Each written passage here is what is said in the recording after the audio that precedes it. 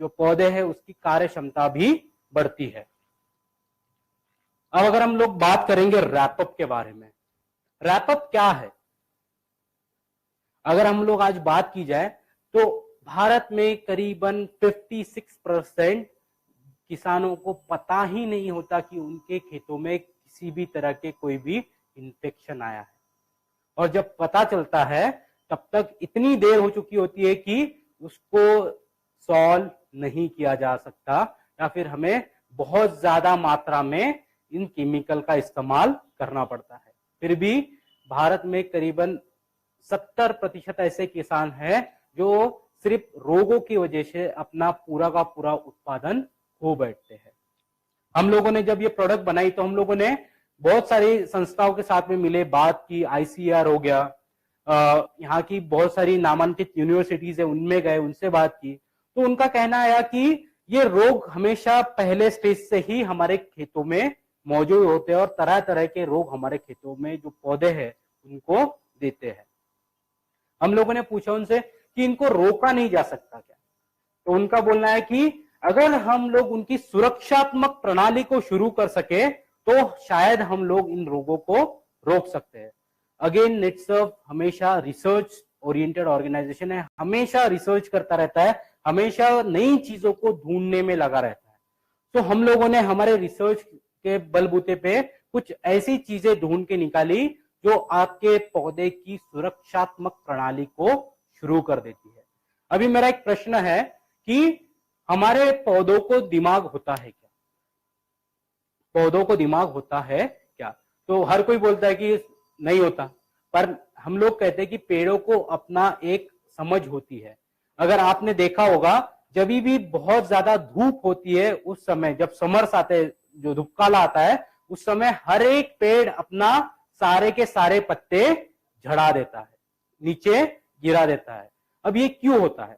क्योंकि पेड़ को पता होता है कि मेरे पास में सिर्फ पर्याप्त मात्रा में ही पानी उपलब्ध है जो मैं ये 3-4 महीने का समय निकाल सकता हूं, और उसके अगर मैं उस समय मेरे पत्ते रखूंगा तो इसमें से इवापोट्रांसपिरेशन यानी बाष्पीभवन होके सारा का सारा पानी निकल जाएगा और मेरे पास में पर्याप्त मात्रा में पानी नहीं बचेगा। तो पौधा अपनी सुरक्षात्मक प्रणाली शुरू कर देता है और वो पूरे पेड़ को बता देता है कि आप सारे के सारे पत्ते गिर जाओ, जैसे ही मेरे पास में पर्याप्त मात्रा में पानी आएगा मैं वापस आपको खिला लूंगा। तो इसे कहते हैं किसी भी पेड़ की पौधे की सुरक्षात्मक प्रणाली।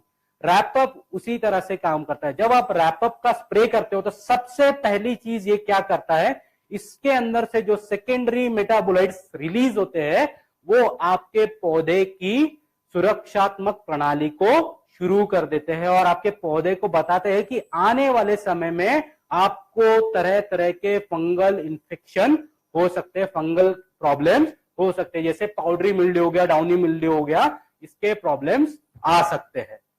तो इसको रिकवर कैसे किया जाए? तो पौधा अपनी खुद की ही सुरक्षात्मक प्रणाली को शुरू कर देता है और जिसकी वजह से वो इन्फेक्शन उसके अंदर जाने से उसको रोकने में मदद मिलती है। अभी एक मैं उदाहरण तौर पे बात करता हूं। हमारे घर में कितने लोग होते हैं? 5 से 6 लोग होते हैं।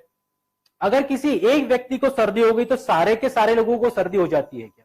तो नहीं, कोई तो भी 1-2 ऐसे व्यक्ति होते हैं जिनको ये प्रॉब्लम नहीं होता, क्योंकि उनकी सुरक्षात्मक प्रणाली अच्छी होती है। अगर हम लोग पहले से रैपअप का इस्तेमाल करते हैं तो हमें देखने मिलता है अगर हमारे बाजू के खेत में भी अगर कोई इन्फेक्शन आ गया तो भी वो हमारे खेतों तक नहीं आ पाता, क्योंकि हमारे पौधे उतने सक्षम हुए होते हैं।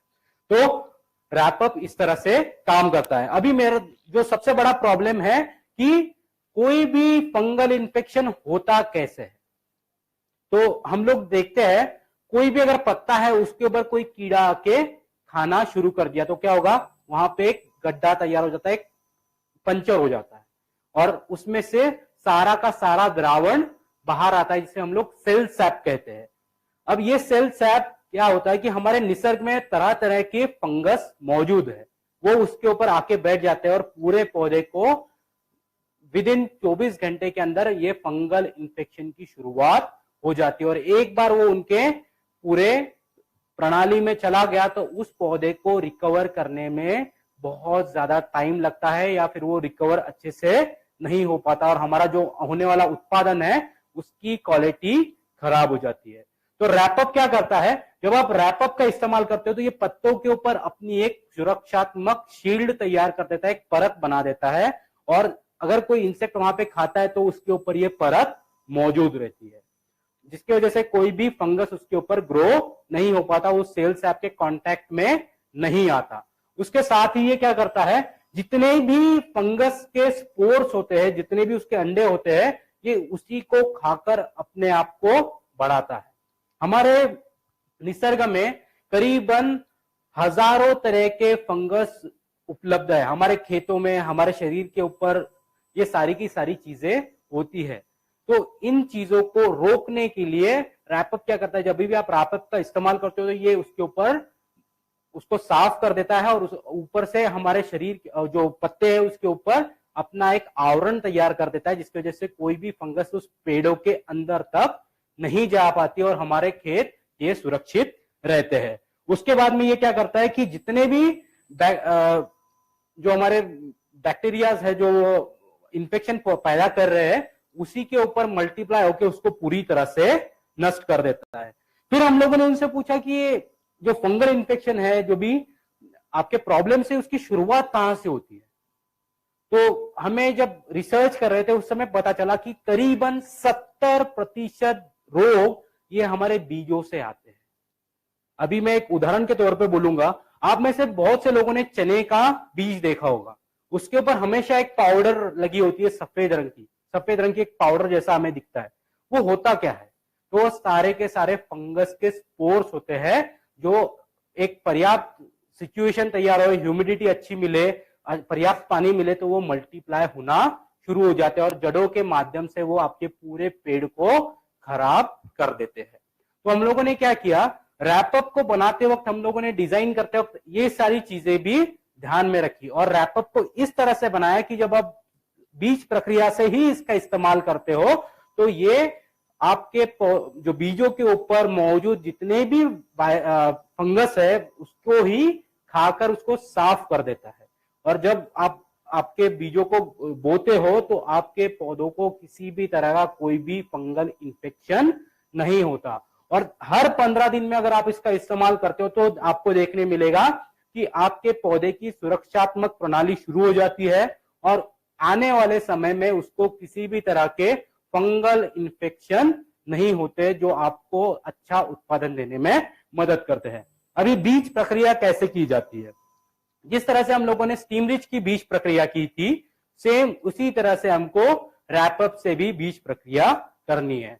अगर हम लोग 1 ml स्टीम रिच ले रहे हैं तो 2 ml हमको रैपअप लेना है 1 लीटर पानी में। और जो भी बीज है जिनका आवरण, जो कवच है वो सख्त है, उसको 10 से 15 मिनट तक उसमें डुबोए रखना है और उसको निकालकर छांव में अच्छी तरह से सुखाकर हम लोग बोने के लिए, सोइंग के लिए इस्तेमाल कर सकते हैं। जो भी बीजों का आवरण पतला है, जैसे मूंगफली हो गई, उसके ऊपर हमें 1 लीटर पानी में 1 ml स्टीम रिच और 2 ml रैपअप लेके स्प्रे कर देना है, उसको हल्के से सुखा देना है और उसके बाद में इसे हमें बोने के लिए इस्तेमाल करोगे तो उसके ऊपर कोई भी फंगल इन्फेक्शन नहीं होता। तो इसको इस्तेमाल करने का तरीका क्या, तो हम लोग बोलते हैं कि जब भी आप इस्तेमाल कर रहे हो तो हर 15 से 20 दिन बाद में रैपअप का स्प्रे होना चाहिए। और उसका जो डोज है वो हम लोग साफ तौर पे कहते हैं कि 2 ml रैपअप 1 लीटर पानी में आपको इस्तेमाल करना है। यानी 15 लीटर का अगर आपका पंप है तो उसके अंदर 30 ml रैपअप आपको लेना है, ताकि आप इजीली आपके पौधों के ऊपर इसकी सुरक्षात्मक कवच तैयार कर सको और आपके पौधों को किसी भी तरह का फंगल इन्फेक्शन ना हो।